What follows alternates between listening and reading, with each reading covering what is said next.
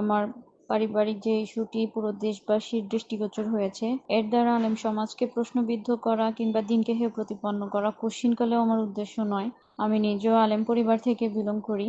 আমি আসলে দীর্ঘদিন যাবৎ পারিবারিকভাবে সাফার করে আসছি। তাকে নিয়ে আমি অনেকবার বসার চেষ্টা করেছি, সমাধানের জন্য কথা বলতে চেয়েছি। সে কথা বলারও সে সুযোগটুকু দিত না। সে প্রচণ্ড রকম অহংকারী, স্বেচ্ছাচারী, স্বাধীনচেতা মানুষ। সে নিজের স্বাধীনতার জায়গাটাকেও অক্ষুণ্ণ রাখার জন্যই সে আমার উপরে অমানবিক নির্যাতন চালাতো। আমি যদি কোনো কথাও বলতে চাইতাম, এটা এমন কেন জানি, এভাবে তো মানে তুমি আমার সাথে এভাবে কমিটমেন্ট করো নাই, বা এভাবে তো আমাদের বিয়ে হয় না, এটা তো কথা ছিল না, এতটুকু বলারও সে আমাকে সুযোগ দিত না। সে চাচ্ছে তাই করার জন্য, এক কথায় যেটা বললাম, তার স্বাধীনতার জায়গাটাকে টিকিয়ে রাখার জন্য সে কখনো বসতো না, বসে নাই।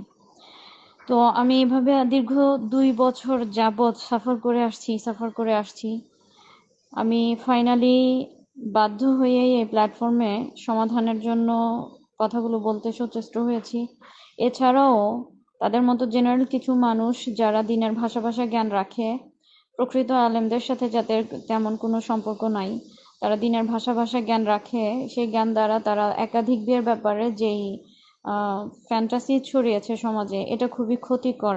এবং প্লাস আমি যে দেখি, সে তার নানান ফাউন্ডেশনের কার্যক্রমের নামে সে তাকে যে মানুষ ফিনান্সিয়ালি হেল্প করে, এই টাকাটা দিয়েও বা এই হেল্পের জায়গাটা থেকেও সে তার লিপ্সা চরিতার্থ করার জন্য অনেক অ্যাডভান্টেজেস গুলো নিয়ে থাকে, অনেক সুযোগ সুবিধা ব্যবহার করে থাকে নারীদেরকে মন গলানোর ক্ষেত্রে।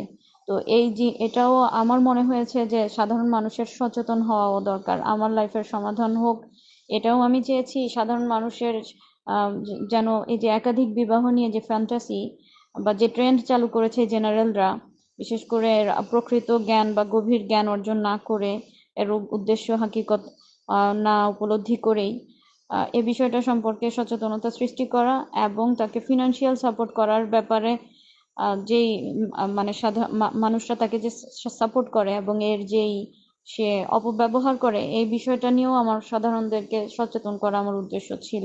আল্লাহ রাব্বুল আলামিন আমাদের সকলের ভুল ত্রুটিগুলো মার্জনা করেন। আল্লাহ রাব্বুল আলামিন আমাদেরকে ক্ষমার দ্বারা সম্মানিত করেন।